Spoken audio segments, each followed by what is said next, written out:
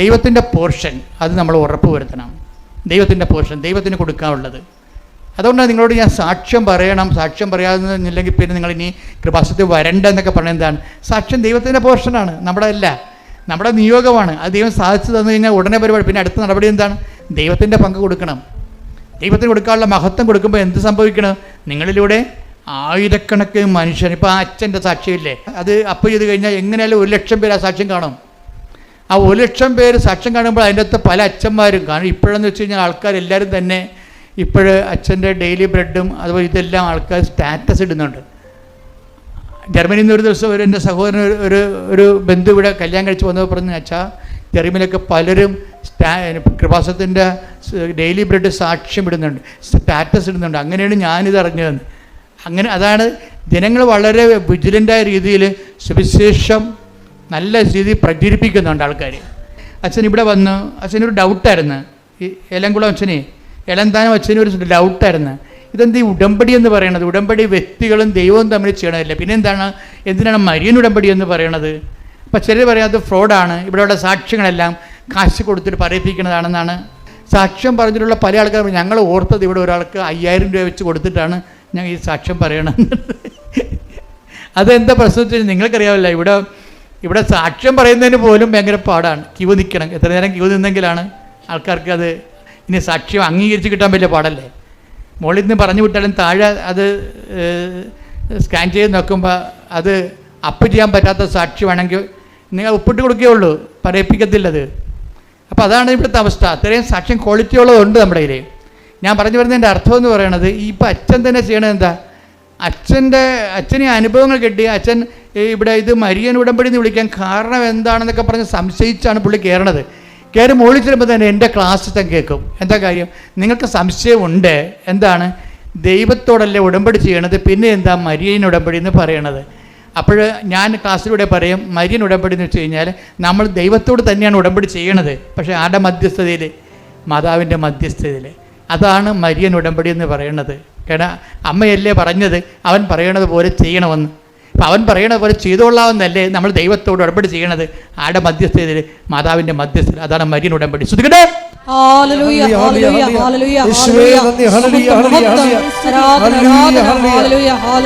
പരിശുദ്ധ പരമ ദിവ്യകാരുണ്യത്തിന്, പരിശുദ്ധ പരമ ദിവ്യകാരുണ്യത്തിന് അതിനുശേഷം ഇങ്ങനെ ഒരു മാർച്ച് 7 എന്തോ ഡേറ്റ് ഉടമ്പടി എടുത്തു. അച്ഛൻ ഉടമ്പടി എടുക്കുമ്പോഴേ അച്ഛൻ ഫുൾ ആൻഡ് ഫുൾ കൺവിൻസ്ഡ് ആയിട്ടാണ് ഈ ഉടമ്പടി എടുക്കുന്നത്.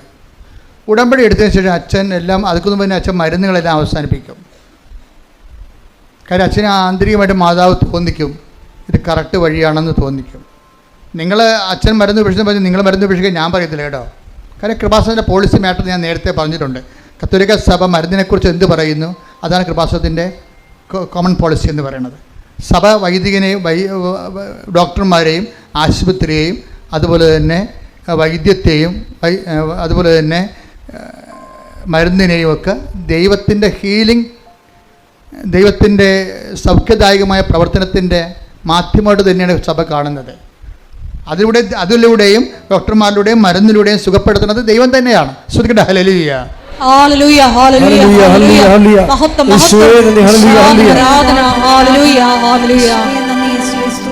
അപ്പോൾ ഈ അച്ഛനെ സംബന്ധിച്ചിടത്തോളം ഉടമ്പടി എടുത്ത് ഇപ്പം അച്ഛൻ്റെ ഹീമോഗ്ലോബിൻ എത്രയാണ്?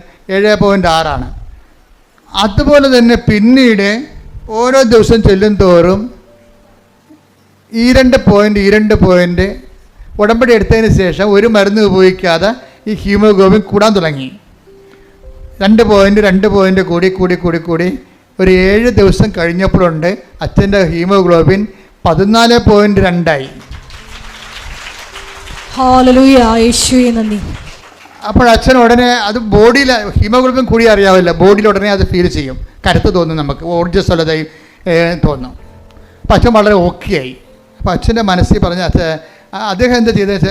എന്നിട്ട് അദ്ദേഹം പറയുന്നുണ്ട്, ഞാൻ ഉടമ്പടി ഹീലിംഗ് പ്രോസസ്സിൽ ഇരിക്കുമ്പോൾ പോലും ഞാൻ ചെയ്തതെല്ലാം വൃത്തിയായിട്ടാണ് ചെയ്തത്. ഞാൻ 5 പത്രം മേടിച്ചുകൊണ്ട് 5 തരം പത്രം മേടിച്ചുകൊണ്ട് പോകും. 5 തരമാണേ. എന്തൊക്കെയാണ്? മലയാളം, ഇംഗ്ലീഷ്, കന്നഡ, തെലുങ്ക്, ഹിന്ദി. അപ്പോൾ അപ്പോൾ ഒരു വൈദികൻ ചെയ്യണതാണ്. അച്ഛന് ആ ഓരോ കൂട് പത്രം മേടിക്കുകയാണ്. അപ്പോൾ എന്തുമാത്രം മാതാവ് ബോധ്യം കൊടുത്തിട്ടുണ്ട്. എന്തുകൊണ്ടാണ് ഇത്രയും പെട്ടെന്ന് അച്ഛന് ഹീലിംഗ് ഉണ്ടായെന്ന് പറഞ്ഞു കഴിഞ്ഞാൽ അച്ഛൻ്റെ പ്രേക്ഷിത പ്രവർത്തനം ഓക്കെയാണ്. കാര്യം എന്താ, പൗലോസ് അപ്പോസ്തലൻ പറഞ്ഞത്, ഈ പത്രത്തിലാണല്ല കളി മുഴുവൻ ഇരിക്കണത്. അല്ല, ഇവിടെ കൃപാസനത്തിൻ്റെ അറ്റാക്ക് ഇട്ട് അകത്തുനിന്നും പുറത്തുനിന്നും ഒക്കെ പരാതികൾ കിട്ടുന്നത് എന്താണ്? അപ്പോൾ ഞങ്ങൾക്ക് പത്രത്തെക്കുറിച്ച് ഞങ്ങൾക്ക് ചിരി വരും. എന്താ കാര്യം അറിയാമോ?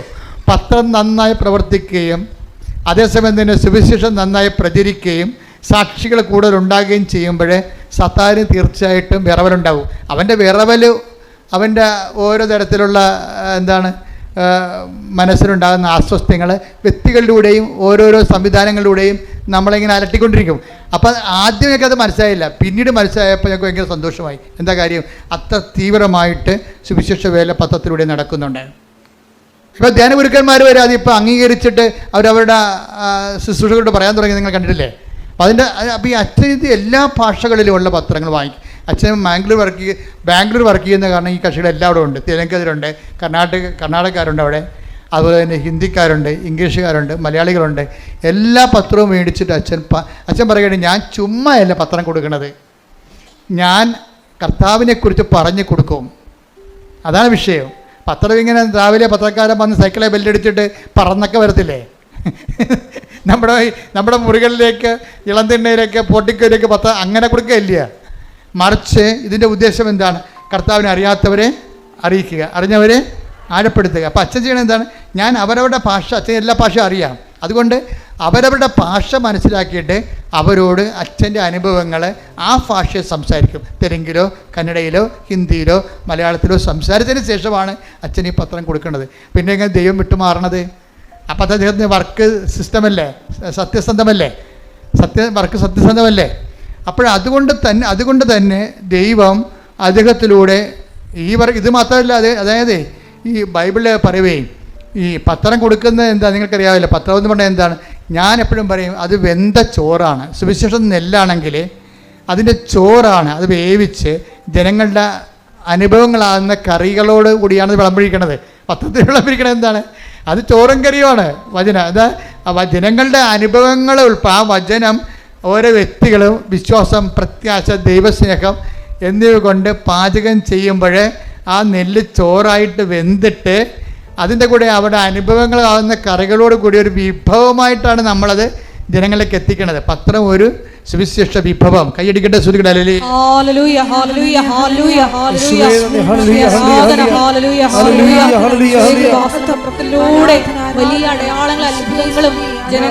പരിശുദ്ധ പരമ ദിവ്യകാരുണ്യത്തിന് അതെ. റോമർ 1:16 എടുത്തേ.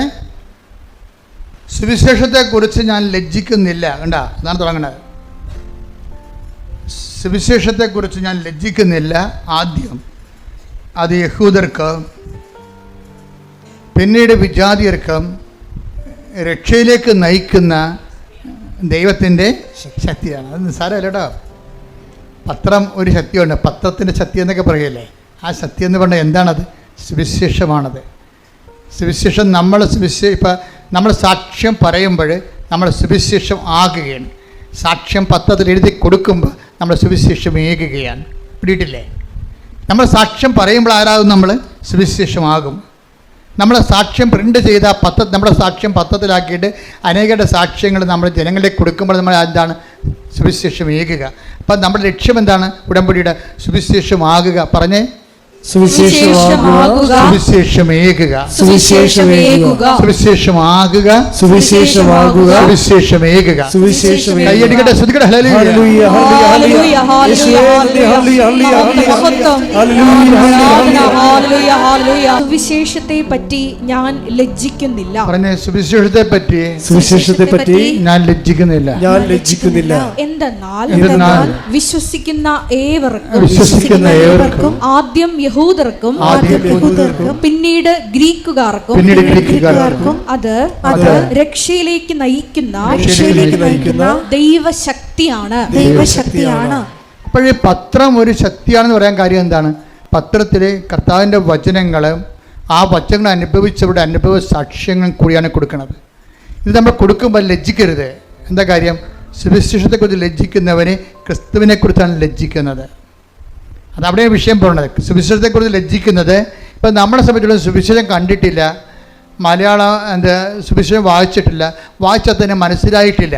ഈ മനസ്സിലാകാത്തവർക്ക് പിന്നെ എന്ത് ചെയ്യും? മനസ്സിലാകുന്ന ഭാഷയിലാണ് സുവിശേഷം പത്രത്തിലൂടെ എഴുതിയിരിക്കുന്നത്, അവരുടെ അനുഭവത്തിലൂടെ. എല്ലാവരും സുവിശേഷം പത്രം വായിച്ച് അനുഭവങ്ങൾ കണ്ടറിഞ്ഞിട്ടാണ് പിന്നെ സുവിശേഷം കേൾക്കാൻ വേണ്ടി വരണതും അത് വിശ്വസിക്കാൻ വേണ്ടി വരണതും അതനുസരിച്ച് ജീവിക്കാൻ വേണ്ടി തയ്യാറാകണതും. കൈയടിച്ച് കർത്താവോട്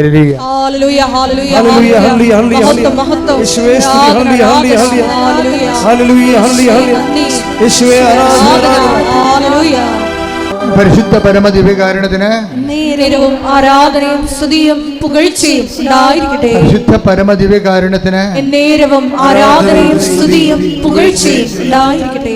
അപ്പോൾ ഇതോടുകൂടി അച്ഛൻ്റെ വർക്ക് ആത്മാർത്ഥമാണ് ദൈവത്തിന് തോന്നിയപ്പോഴേ 2 കാര്യങ്ങൾ കൂടി അച്ഛന് ചെയ്ത് കൊടുത്ത്. അതായത് അച്ഛന് ഭയങ്കര ജോയിൻറ്റ് പെയിൻസ് ആയിരുന്നു. ആ ജോയിൻറ്റ് പെയിൻസ് ചെന്നപാടെ തന്നെ പോയി. അച്ഛൻ നടക്കാനോ എടുക്കാനോ പാടില്ലാത്ത വിധത്തിലുള്ള ജോയിൻറ്റ് പെയിൻസാണ്. ആ ജോയിൻറ്റ് പെയിൻസ് വെച്ചുകൊണ്ടാണ് കർത്താവ് ഈ പത്രമൊക്കെ അച്ഛൻ വിതരണം ചെയ്യണതും ആൾക്കാർക്ക് സുവിശേഷ വേല പ്രേക്ഷിത വേല ചെയ്യണത്. അപ്പോൾ അതോടെ ജോയിൻറ്റ് പെയിൻസ് മാറി. 2ാമതൊരു കാര്യം കൂടി മാറിയതായിട്ട് അച്ഛൻ പറയുന്നത്, അതായത് ഷുഗറാണ്. 300ഓളം ഉണ്ടായിരുന്ന ഷുഗർ നോർമലായിട്ട് 113 നോർമൽ ആവശ്യമായിരിക്കും. അപ്പോൾ ഇതെല്ലാം ഒരു വ്യക്തികളിൽ, അതായത് നിങ്ങളൊരു അനുഭവം കിട്ടിക്കഴിയുമ്പോൾ പിന്നീട് നിങ്ങൾ പ്രവർത്തനങ്ങളിലും പ്രേക്ഷിത പ്രവർത്തനങ്ങളിലും കയറി നിൽക്കണം. അപ്പോഴാണ് നിങ്ങൾ സ്റ്റെപ്പായിട്ട് ദൈവം ഓരോ വിഷയങ്ങൾ ഇടപെട്ട് വരണത്. എന്ന് വെച്ച് കഴിഞ്ഞാൽ പ്രാവർത്തനത്തിന് ആനുപാതികമായിരിക്കും ദൈവാനുഭവം എന്ന് ഞാൻ പറയുകയല്ല. അച്ഛൻ്റെ അനുഭവങ്ങൾ നിങ്ങൾക്ക് പകർന്നു നൽകുകയാണ്. അച്ഛൻ്റെ അനുഭവം ഇതാണ്. ഇതുപോലെ അനുഭവമുള്ള അനേക ആയിരങ്ങളുണ്ട്. അവരുടെ സാക്ഷ്യങ്ങളാണ് നമ്മൾ എല്ലാ ദിവസവും കേട്ടുകൊണ്ടിരിക്കുന്നത്. അപ്പോൾ സാക്ഷ്യം എന്ന് പറയണത് തന്നെ അതുപോലെ തന്നെ ഇപ്പോൾ എപ്പോഴും നിങ്ങൾ ചെയ്യേണ്ടത്, ഞാനിപ്പോൾ എന്നെ കാണാൻ വരുന്നവരോട് പറയും, നിങ്ങൾ ഇന്ന് മുതൽ എന്നെ സുവിശേഷത്തിൻ്റെ സാക്ഷിയാക്കണമെന്ന് പ്രാർത്ഥിക്കണമെന്ന് പറയും. കാര്യം വെച്ചാൽ ദൈവത്തിൻ്റെ ഇൻട്രസ്റ്റ് കൂടി കവർ ചെയ്തുകൊണ്ടാണ് ഞാൻ ആ ഉപദേശം കൊടുക്കുന്നത്. അല്ല തീഷ്ണമായി പ്രാർത്ഥിക്കണമെന്നല്ല പറയണത്. എന്നെ കാണാൻ വന്നവരുടെ കാര്യങ്ങൾ കുറച്ച് മോശം കണ്ടീഷനാണെങ്കിൽ ഞാൻ പറയും, ഇന്ന് മുതൽ നിങ്ങൾ പ്രാർത്ഥിക്കേണ്ടത് സുവിശേഷത്തിൻ്റെ ആ ബോള് കർത്താവിൻ്റെ കോട്ടിലോട്ട് ഞാൻ അടിച്ചു മാറ്റുന്നതാണ്. എന്താ കാര്യം? സുവിശേഷത്തിൻ്റെ സാക്ഷിയാക്കണമെന്ന് പറയുമ്പോൾ നിങ്ങളുടെ വിഷയം ആരുടെ വിഷയമാകും? അത് ദൈവത്തിൻ്റെ വിഷയമാകും. ചില കാര്യം അച്ഛനെ കാണാൻ വരുമ്പോൾ എനിക്ക് ഭയങ്കര അവരോട് ദേഷ്യം വരും. കാര്യം എന്താ കാര്യത്തിന് അവിടെ തലയൊക്കെ വെക്കുമ്പോൾ എനിക്കറിയാൻ പറ്റും അവരത് ഉടമ്പടി അവസാനിപ്പിക്കാൻ പോവുകയാണ്, കള്ളത്തരത്തിന് ചീട്ട വാങ്ങിച്ചിരിക്കുകയാണ്. എന്താ കാര്യം വെച്ച് കഴിഞ്ഞാൽ ഇനിയിപ്പോൾ അച്ഛനെ കാണാൻ കൂടിയല്ലേ ഉള്ളതിൻ്റെ അകത്ത്, എന്നാൽ അതും കൂടി നടക്കട്ടെ എന്ന് വെച്ചുകൊണ്ട് അവരെ പഴയ ജീവിതത്തിലേക്ക് അവർ തിരിച്ചു പോകാൻ പോകണം. ഇതിനുള്ളിൽ നമുക്ക് ഉള്ള പിന്നെ ഒരു ചാൻസ് ഉള്ളത് അച്ഛനെ കാണുകയാണ്. അപ്പോൾ അച്ഛനെ കാണുന്നത് അനുഗ്രഹം ഏതെങ്കിലും വിധത്തിൽ കിട്ടിക്കോട്ടോ എന്നുള്ള അവസാന നടപടി ഭാഗമാണ്. അത് അവർ ദൈവത്തിന് വേണ്ടി ജീവിക്കുന്നതിന് അവർക്ക് താല്പര്യമില്ല. അപ്പം ഞാനിവിടെ എന്നെ കാണാൻ വരുമ്പോൾ തന്നെ ചോദിക്കും, ഉടമ്പടി ഇവിടം വരെയായി, ഇതാരാണ് എടുത്തത്, നിങ്ങൾ ചെയ്യുന്ന പ്രേക്ഷിത വേല എന്താണ്, നിങ്ങൾ ചെയ്യുന്ന ആതുര സേവനം എന്താണ്, എത്ര രോഗികളെ കാണാൻ പോയി, ഇവർ പറ്റി പാടിക്കും. അപ്പോൾ ഞാൻ വണ്ടി വിട്ടേക്കാൻ പറയും. അപ്പോൾ എനിക്ക് മനസ്സിലാവും ദൈവത്തിന് പ്രയോജനമില്ലാത്ത ഒരു ചാണാപ്പുഴുക്കാണ് ഈ സാധനം. അപ്പോൾ ഇതിനെ കൊണ്ടൊരു മുന്നോട്ട് പോയിട്ട് കാര്യമില്ല. Why should I waste my time? രോഗിയാണെങ്കിൽ മാത്രം പ്രാർത്ഥിക്കും. കാര്യം രോഗിയോട് കരുണ കാണിക്കാൻ കർത്താവ് പറഞ്ഞിട്ടില്ലേ. അല്ലെങ്കിൽ എനിക്കറിയാം ഇത് അനുഗ്രഹം അടിച്ചു മാറ്റിയിട്ട് ദൈവത്തിൽ നിന്ന് പിന്തിരിഞ്ഞ് പോകാനുള്ള ഉദ്ദേശത്തിന് വേണ്ടിയാണ്, കാപട്യമായിട്ടാണ് ഇവിടെ അച്ഛനെ കാണാൻ ഉദ്ദേശിക്കുന്നത്. അപ്പോൾ അത് നിങ്ങളെ ശ്രദ്ധിക്കണം. അത് ചില ആൾക്കാർ അച്ഛനെ കണ്ടു കഴിയുമ്പോൾ മുമ്പത്തെക്കാൾ വെടിക്കെട്ടായിട്ട് അവരങ്ങോട്ട് ഉണർന്ന് അവിടെ തെറ്റുകളൊക്കെ തിരുത്തി ഭംഗിയായിട്ടൊരു ഉടമ്പടി ചെയ്ത് കർത്താവിൻ്റെ സാക്ഷിയായിട്ട് പോകണത് കാണാം. അതുപോലെ തന്നെ ഇന്നലെ കഴിഞ്ഞ ദിവസങ്ങളിലൊക്കെ ഞാൻ നിങ്ങളെക്കുറിച്ച് ഈ ഞായറാഴ്ച കൂട്ടായ്മ ധ്യാനം റെക്കോർഡ് ചെയ്യുന്ന ആരാധനയിൽ വെച്ച് നിങ്ങളെക്കുറിച്ച് ഓർക്കുമ്പോഴൊക്കെ എൻ്റെ മനസ്സിൽ കർത്താവ് തരണ ഒരു വചനം എന്താണെന്നറിയാമോ? ഒരു മനുഷ്യൻ പണ്ട് രഥത്തിൻ്റെ പുറകെ ഓടി നടന്ന്, സുവിശേഷത്തിൽ ഏറ്റവും മനോഹരമായ ഒരു രംഗമാണത്. അത് എത്യോപ്യക്കാരൻ ഫൈനാൻസ് രാജാവ്, അവിടുത്തെ ഫൈനാൻസ് മന്ത്രിയാണ് എത്യോപ്യക്കാരൻ, ഷണ്ടനാണ് അദ്ദേഹം. അപ്പോൾ ഷണ്ടൻ എന്ന് പറഞ്ഞാൽ എന്താണെന്ന് വെച്ചാൽ ടെസ്റ്റിക്കിൾസൊക്കെ മുറിച്ച് കളയും. കർത്താവിൻ്റെ കാലത്ത് എത്യോപ്യയിലൊക്കെ എല്ലാ രാജ്യങ്ങളിലും ധനമന്ത്രിമാരുണ്ടാകുമല്ലോ. അപ്പോൾ ധനമന്ത്രിമാരുണ്ടാകുമ്പോൾ രാജാക്കന്മാരെന്താ ചെയ്യണമെന്ന് അറിയാമോ? അവരുടെ വൃഷ്ണം കണ്ടിച്ച് കളയും. എന്താ കാര്യം? ഇവർക്ക് മക്കളുണ്ടായി കഴിഞ്ഞാൽ ഇവർ ഖജനാവിൽ നിന്ന് കൈയിട്ട് വരും. അതാണ് എത്യോപ്യക്കാരൻ ഷണ്ടൻ എന്ന് പറയുന്നത്. ഫൈനാൻസ് മിനിസ്റ്ററാണ് അവിടുത്തെ. പക്ഷേ ബൈബിൾ പറയുന്നുണ്ട് അയാൾ ഷണ്ടനാണ്.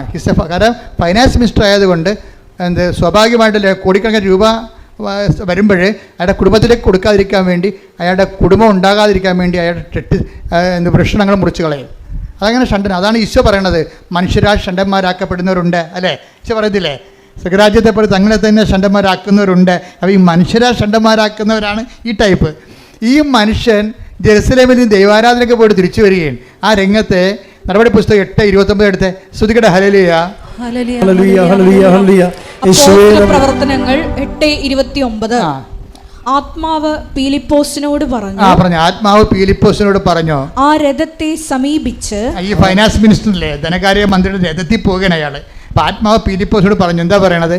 ആ രഥത്തെ സമീപിച്ച് അതിനോട് ചേർന്ന് നടക്കുക.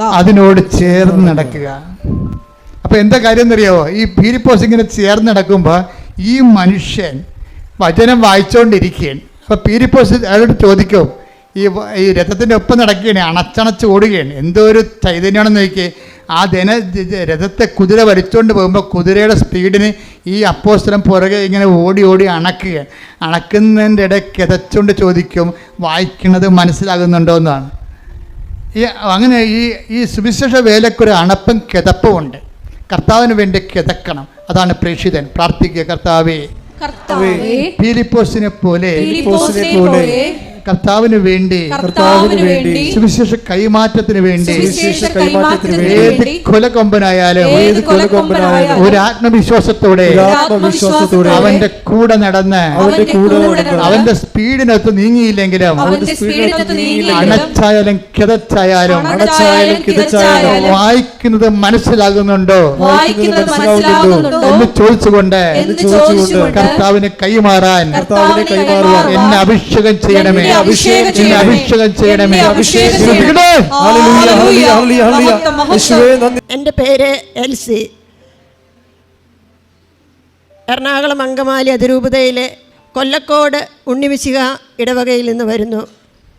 ഞാൻ 2019 ജൂലൈ 7-ാം തീയതിയാണ് ഉടമ്പടി എടുത്തത്. അതിനുശേഷം ഡിസംബറിൽ വന്നുപോയി. കൊറോണ കാരണം പിന്നെ വരാൻ കഴിഞ്ഞില്ല. ഞാൻ ഉടമ്പടിയിൽ വെച്ച ആദ്യത്തെ നിയോഗം മകള് OET പരീക്ഷയിൽ പാസ്സാകണം എന്നതായിരുന്നു. 3 പ്രാവശ്യം അവൾ OET പരീക്ഷ എഴുതി പാസ്സായില്ല. 4-ാം പ്രാവശ്യം അവൾ പരീക്ഷയ്ക്ക് പോകുന്നതിന് മുൻപ് മാതാവിൻ്റെ ഉടമ്പടിയിൽ കിട്ടിയ കാശ് രൂപം അവളുടെ കയ്യിൽ കൊടുത്തു. അവൾ അതുമായി പരീക്ഷ എഴുതാൻ പോയി. കയ്യിലാണ് കാശ് രൂപം പിടിച്ചിരുന്നത്. പരീക്ഷ ഹാളിലെത്തിയപ്പോൾ അത് പുറത്തു കൊണ്ടുവയ്ക്കാൻ പറഞ്ഞു. പുറത്തെ ബാഗിൽ അതിനുള്ളിലുള്ള ബോക്സിലാണ് അവൾ കാശ് രൂപം വെച്ചത്. അതിനുശേഷം പരീക്ഷ എഴുതി തിരിച്ചു ചെന്നപ്പോൾ കാശ് രൂപം ഉണ്ടായിരുന്നില്ല. അമ്മ മാതാവ് അവൾക്ക് നല്ല സ്കോർ നൽകി, വിജയം നൽകി. അടുത്ത സാക്ഷ്യം, എൻ്റെ കാലിൽ അലർജി മൂലം പൊട്ടിയൊഴുകി അത് വ്രണമായിട്ട് അതിൽ നിന്ന് വെള്ളം വന്നുകൊണ്ടിരുന്നു. കറുത്ത പാടുണ്ടായിരുന്നു. ഒത്തിരിയേറെ വേദനയും ബുദ്ധിമുട്ടുകളും ഉണ്ടായിരുന്നു. ചൊവ്വാഴ്ചയിലെ അച്ഛൻ്റെ ആരാധനയുടെ സമയത്ത് അച്ഛൻ പറഞ്ഞു, വേദനയും ചൊറിച്ചിലും അലർജിയൊക്കെ ഉള്ള ആളുകൾ ആ ഭാഗത്ത് കൈവച്ച് പ്രാർത്ഥിക്കാൻ പറഞ്ഞു. ഞാൻ ഒത്തിരി സങ്കടത്തോടെ മാതാവിനോട് കരഞ്ഞ് പ്രാർത്ഥിച്ചു. തേനും ഉപ്പും പുരട്ടി. മാതാവ് അത്ഭുതകരമായി ഒരു പാട് പോലുമില്ലാതെ എനിക്ക് അടുത്ത സാക്ഷ്യം, എൻ്റെ വീടിൻ്റെ അടുത്തുള്ള മകൻ IELTS പരീക്ഷ എഴുതാൻ ഒരുങ്ങുകയായിരുന്നു. പരീക്ഷയുടെ തലേ ദിവസം ആ മകൻ്റെ പിതാവ് നന്നായി മദ്യപിച്ച് വീട്ടിൽ വഴക്കുണ്ടാക്കുകയും ആ മകനെയും അവൻ്റെ അമ്മയെയും നന്നായി തല്ലുകയും പോലീസ് കേസാവുകയും ചെയ്തു. പിറ്റേ ദിവസം പഠിക്കുവാനോ പരീക്ഷ എഴുതുവാനോ ഉള്ള ഒരു മാനസികാവസ്ഥയായിരുന്നില്ല. ഞാൻ ചെന്ന് ആ മകനെ വിളിച്ചുണർത്തി അവൻ്റെ നെറ്റിയിൽ ഉടമ്പടി തൈലം പുരട്ടി ഉടമ്പടി കാശ് രൂപം അവൻ്റെ കയ്യിൽ കൊടുത്തിട്ട്, മാതാവ് നിനക്ക് വിജയം തരും, മോൻ പോയി പരീക്ഷ എഴുതാൻ പറഞ്ഞു വിട്ടു. പരീക്ഷ എഴുതി കഴിഞ്ഞ് അന്ന് ആ മകൻ പറഞ്ഞു, അമ്മ ചേച്ചിക്ക് ഈ കാശ് രൂപം കൊടുക്കണ്ട, എൻ്റെ പരീക്ഷകളെല്ലാം കഴിഞ്ഞിട്ട് കൊടുത്താൽ മതി എന്ന് പറഞ്ഞു. പരീക്ഷയെല്ലാം കഴിഞ്ഞു. കാശ് രൂപം എനിക്ക് തിരിച്ചു തന്നു. അവർ 5 മക്കളാണ് പരീക്ഷ എഴുതിയത്. അതിൽ ആ മകൻ മാത്രം പരീക്ഷയിൽ പാസ്സായി. ആ മകൻ കൂടുതൽ വിശ്വാസത്തിലേക്ക് വന്നു. അടുത്ത സാക്ഷ്യം, എൻ്റെ മകള് OET പാസ്സായി അയർലൻഡിൽ പോയി. അവിടെ ചെന്നാണ് എക്സാം എഴുതിയത്. 14 വിഷയമുണ്ടായിരുന്നു. 12 വിഷയത്തിന് അവൾ പാസ്സായി. ആ എക്സാം പിന്നെ ഒരു പ്രാവശ്യം കൂടി മാത്രമേ എഴുതാൻ സാധിക്കുകയുള്ളൂ. അവൾ ഒത്തിരി കരഞ്ഞ് ഭക്ഷണമൊന്നും കഴിക്കാതെ 2-3 ദിവസം കഴിച്ചു കൂട്ടി. ഞാനിവിടെ വന്ന് എൻ്റെ ഉടമ്പടി പുതുക്കി മാതാവിനോട് കരഞ്ഞ് പ്രാർത്ഥിച്ചു, മാതാവേ, നീയാണ് അവൾക്ക് വിജയം നൽകിയത്. ഈ പരീക്ഷയിൽ അവൾ പാസ്സായില്ലെങ്കിൽ അവൾ തിരിച്ചു വരണം. ഒത്തിരിയേറെ ബുദ്ധിമുട്ടോടെയാണ് അവൾ പോയത്. അതുകൊണ്ട് അമ്മ അവൾക്ക് വിജയം നൽകണം. അമ്മ അവൾക്ക് മാത്രമല്ല, അവളുടെ കൂടെ എഴുതിയ എല്ലാ മക്കൾക്കും വിജയം നൽകി അനുഗ്രഹിച്ചു. അടുത്ത സാക്ഷ്യം, എൻ്റെ മകൻ്റെ പാസ്പോർട്ട് കാണാതായി. ഡിസംബർ 28-ാം തീയതി അവൻ്റെ വിവാഹമായിരുന്നു. അപ്പോൾ വീട്ടിലുള്ള എല്ലാ പേപ്പറുകളും ഞങ്ങളെടുത്ത്, ആവശ്യമില്ലാത്ത എല്ലാ പേപ്പറുകളും എടുത്ത് കത്തിച്ചു. പാസ്പോർട്ട് അന്വേഷിക്കുന്നത് ഫെബ്രുവരി 20-ാം തീയതിയാണ്. അപ്പോൾ രാത്രി 12 മണി വരെ ഞാൻ അവനും കൂടി പാസ്പോർട്ട് അന്വേഷിച്ചു. കിട്ടിയില്ല. ഞങ്ങൾ വിചാരിച്ചു മാതാവെ കത്തിച്ച കൂട്ടത്തിൽ പോയി. പിറ്റേ ദിവസം രാവിലെ വിശുദ്ധ ബലിക്ക് ചെന്നപ്പോൾ ഞാൻ പ്രാർത്ഥിച്ചു, മാതാവേ, പാസ്പോർട്ട് വീട്ടിൽ എവിടെയെങ്കിലും ഉണ്ടെങ്കിൽ കാണിച്ചു തരണമേ. പാസ്പോർട്ട് കിട്ടുകയാണെങ്കിൽ ഞാനിവിടെ വന്ന് സാക്ഷ്യം പറഞ്ഞോളാമെന്ന് നേർന്നു. പിന്നെ കുറേ നേരം കൂടി അന്വേഷിച്ചു. ഒരു പഴയ കവറിൽ ചവറുകളുടെ കൂട്ടത്തിൽ അവൻ്റെ പാസ്പോർട്ട് കിട്ടി. മാതാവിനും ഈശോയ്ക്കും കോടാനുകോടി നന്ദി അർപ്പിക്കുന്നു. ഈ പരിശുദ്ധ അമ്മയ്ക്കും തിരുക്കുമാരനും നന്ദി പറയുന്നു, എന്നെ ഇവിടെ ഒരു സാക്ഷിയാക്കി നിർത്തിയതിന്. എൻ്റെ പേര് ജാൻസി. ഞാൻ ഇരിഞ്ഞാലക്കുടയിൽ നിന്ന് വരുന്നു. ഞാൻ 2019 മെയ് 11-ാം തീയതിയാണ് ഇവിടെ വന്നത്. അപ്പോൾ ഇവിടെ ഉടമ്പടി എടുക്കാൻ വരുന്നതിന് മുന്നേ എനിക്ക് ഒരു പത്രം എൻ്റെ കയ്യിൽ കിട്ടിയിരുന്നു. എനിക്ക് എവിടെ നിന്നാണെന്ന് എനിക്ക് ഓർമ്മയില്ല. പക്ഷേ ആ സമയത്ത് എൻ്റെ മോന് ജോലി കിട്ടാനായിട്ട് ഒത്തിരി ബുദ്ധിമുട്ടുണ്ടായിരുന്നു. MBA കഴിഞ്ഞ് നിൽക്കുന്ന സമയമായിരുന്നു. ആ സമയത്ത് ജോലി കിട്ടും 3 മാസം അല്ലെങ്കിൽ 6 മാസം, അങ്ങനെ 1-2 കൊല്ലത്തോളം അങ്ങനെ നടന്നു. അപ്പോൾ ആ പത്രം കിട്ടിയപ്പോൾ അതിൽ ഒരു മകൻ ജോലി ഇല്ലാതെ ഉടമ്പടി എടുത്ത് ജോലി കിട്ടിയ സാക്ഷ്യം അതിൽ പറഞ്ഞിരുന്നു. ഞാനത് എന്നും വായിച്ച് പ്രാർത്ഥിക്കാറുണ്ടായിരുന്നു. അതിന് ശേഷമാണ് പിന്നെ ഇവിടേക്ക് വരാനുള്ള ഒരു സാഹചര്യം എനിക്ക് കിട്ടിയത്. അതിന് ഞാൻ ആദ്യമായി വെച്ചത് മകന് ജോലി കിട്ടണമെന്നുള്ളതായിരുന്നു. മകന് ജോലി കിട്ടി, ദുബായിൽ നല്ലൊരു ജോലി കിട്ടി. പിന്നെ രണ്ടാമത്തെ സാക്ഷി എന്ന് പറയുന്നത്, എനിക്ക് 10 വർഷത്തോളമായി തുമ്മൽ, നീരുവീഴ്ച. രാവിലെ എഴുന്നേൽക്കുമ്പോൾ തുടങ്ങി രാത്രി കിടക്കുന്നത് വരെ മൂക്കിൽ നിന്ന് ഇങ്ങനെ ഒഴുകിക്കൊണ്ടിരിക്കും. തുമ്മും. തോളത്ത് എപ്പോഴും ഒരു തോർത്ത്, ഒരു ടവല് കയ്യിലുണ്ടാവും. ഹോമിയോ, അലോപ്പതി, ആയുർവേദം, ഈ 3 മരുന്നുകളും ഞാൻ ചെയ്തിട്ടും എനിക്കൊരു കുറവുണ്ടായിരുന്നില്ല. ഇവിടെ വന്ന് ഉടമ്പടി എടുത്ത് മൂക്കിലും മൂക്കിൻ്റെ പുറത്തുമൊക്കെ ഉടമ്പടി തൈലം പുരട്ടി. ഇപ്പോൾ എനിക്ക് ഒരു കുഴപ്പമില്ല, പൂർണ്ണമായി അത് മാറിക്കിട്ടി. പിന്നത്തെ സാക്ഷ്യം, അത് ഉടമ്പടിയിലുള്ളതല്ല. മോൻ 10ാം ക്ലാസ്സിൽ പഠിക്കുന്ന സമയത്ത് അവന് നല്ല മാർക്ക് കിട്ടണമെന്ന് ഞാൻ പ്രാർത്ഥിച്ചിരുന്നു. അവന് 96% മാർക്ക് ലഭിച്ചു. പിന്നത്തെ സാക്ഷ്യം, ഇവിടെ ആരാധനയ്ക്ക് വരുന്ന സമയത്ത് അച്ഛൻ വിളിച്ച് പറഞ്ഞു, എല്ല് സംബന്ധമായി പ്രശ്നങ്ങളുള്ളവർ നന്നായി പ്രാർത്ഥിക്കുന്നു പറഞ്ഞു. അപ്പം ഞാനിവിടെ വരുന്ന സമയത്ത് എൻ്റെ കഴുത്തിൽ ഈ ഇവിടുത്തെ എല്ല് നല്ല വേദനയും ഒരു പൊടി, ഇതിനേക്കാളും ഒരു പൊടി പൊന്തി നിൽക്കുന്നുണ്ടായിരുന്നു. ഞാനത് നന്നായി പ്രാർത്ഥിച്ചു. പിന്നെ തൈലവും പുരട്ടി, അതും പൂർണ്ണമായി മാറിപ്പോയി. പിന്നത്തെ പ്രാവശ്യം വന്നപ്പോൾ അച്ഛൻ വിളിച്ച് പറഞ്ഞു, ഉമിനീര് പോലും ഇറക്കാൻ പറ്റാത്തവരുണ്ടെങ്കിൽ നന്നായി പ്രാർത്ഥിക്കുക. അപ്പോൾ ഞാൻ അന്ന് വരുമ്പോൾ എനിക്ക് ഉമിനീര് പോലും ഇറക്കാൻ പറ്റാതെയാണ് ഞാനിവിടെ വന്നിരുന്നത്. അത് ഞാൻ വീട്ടിൽ ചെല്ലുമ്പോഴേക്കും അത് മാറിപ്പോയി. പിന്നത്തെ സാക്ഷ്യം, ഞാൻ അടുക്കളയിൽ ചോറ് വെച്ച്, രാവിലെ ചോറ് വെച്ചിരിക്കുക, കുക്കറിൽ ചോറ് വെച്ചേക്കായിരുന്നു. അപ്പോൾ ഈ അച്ഛൻ ബലിപീഠത്തിൻ്റെയും മാതാവിൻ്റെയും അത്രയും അകലമുള്ളൂ കുക്കറും ഞാനിരുന്ന് നിൽക്കുന്നത്. ഈ കുക്കർ പൊട്ടിത്തെറിച്ച് മുകളിലേക്ക് അടിച്ച് ഞാൻ നിൽക്കുന്ന എൻ്റെ സൈഡിലേക്ക് അതിൻ്റെ അടപ്പ് വീണു. കുക്കറിലാണെങ്കിൽ ഒരു വറ്റ് പോലും ചോറില്ല, ഒക്കെ തെറിച്ച് പോയി. എൻ്റെ മേൽ ഒരു വറ്റ് പോലും വീഴാതെ പരിശുദ്ധ അമ്മ എന്നെ കാത്തു രക്ഷിച്ചു.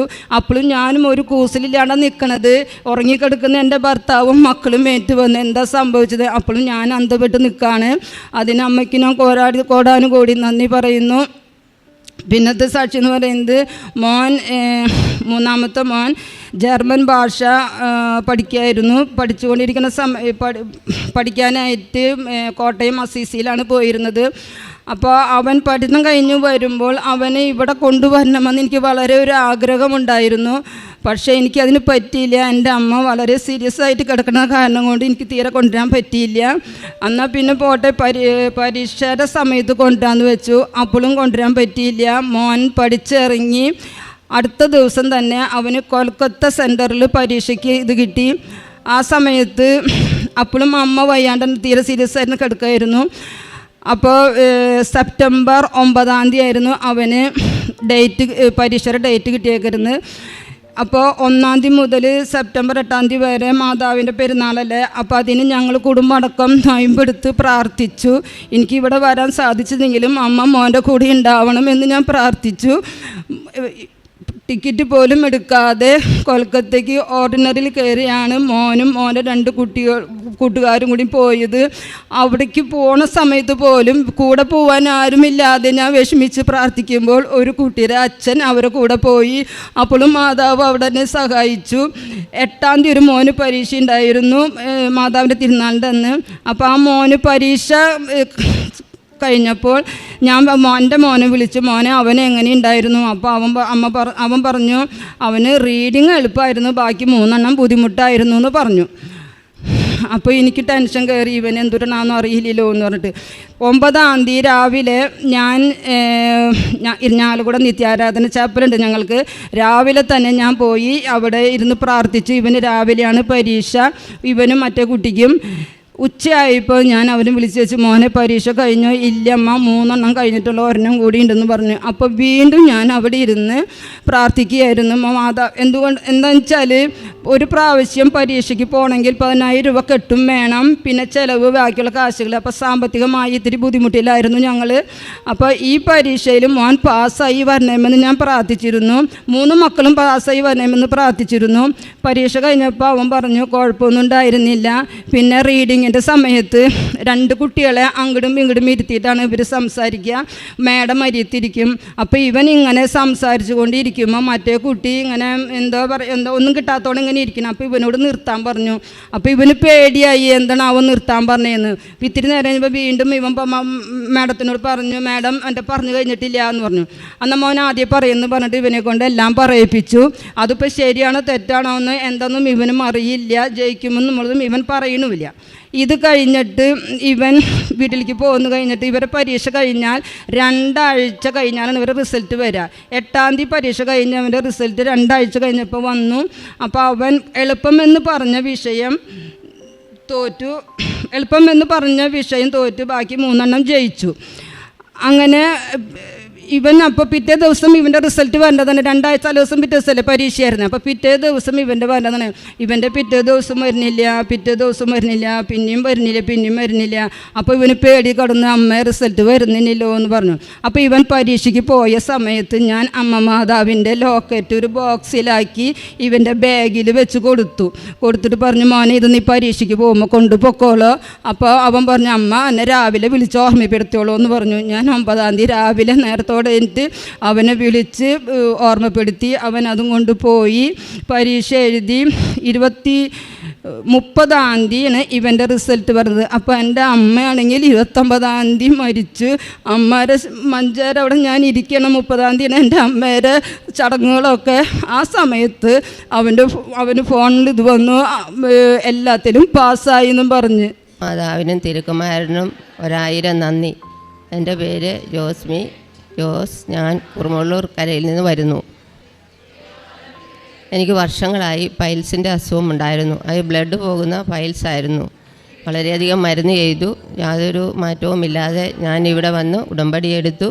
ഇവിടുത്തെ വെഞ്ചരിച്ച ഉപ്പും തൈലവും ഉപയോഗിച്ച് ഇപ്പം കുറേ മാസങ്ങളായി എനിക്ക് അതിൻ്റെ യാതൊരു അസുഖങ്ങളുമില്ല. തിരുക്കുമാരനും അമ്മ മാതാവിനും 1000 നന്ദി പറയുന്നു. രണ്ടാമതായി എനിക്ക് തലയ്ക്കകത്ത് പുകച്ചിലായിരുന്നു. മുളക് അരച്ച് തേച്ച പോലെ പുകച്ചിലായിരുന്നു. എൻ്റെ തലയ്ക്കകത്തോട്ടുള്ള ഞരമ്പുകൾ ജാമായി ഇരിക്കുന്നതിനാൽ തലയ്ക്ക് ഉറങ്ങാൻ പോലും പറ്റത്തില്ല ഈ പുകച്ചിൽ കാരണം.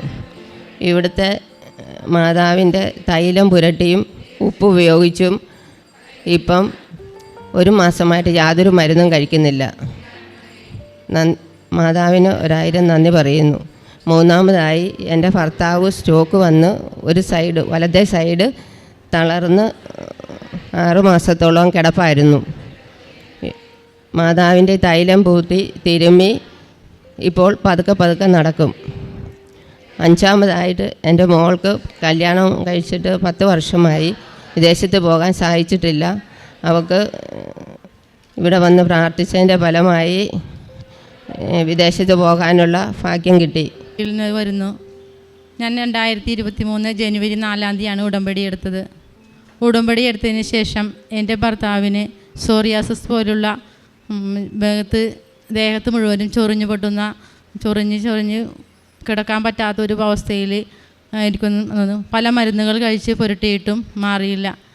ഞാനിവിടെ നിന്ന് വന്ന മാതാവിൻ്റെ തൈലമെടുത്ത് പുരട്ടുകയും വിശ്വാസ പ്രമാണം ചൊല്ലി തൈലം പുരട്ടിയതിന് ശേഷം ഒരാഴ്ച കൊണ്ട് പൂർണ്ണമായിട്ടും യാതൊരു പാടും കൂടാതെ പൂർണ്ണമായിട്ട് സൗഖ്യപ്പെട്ട്.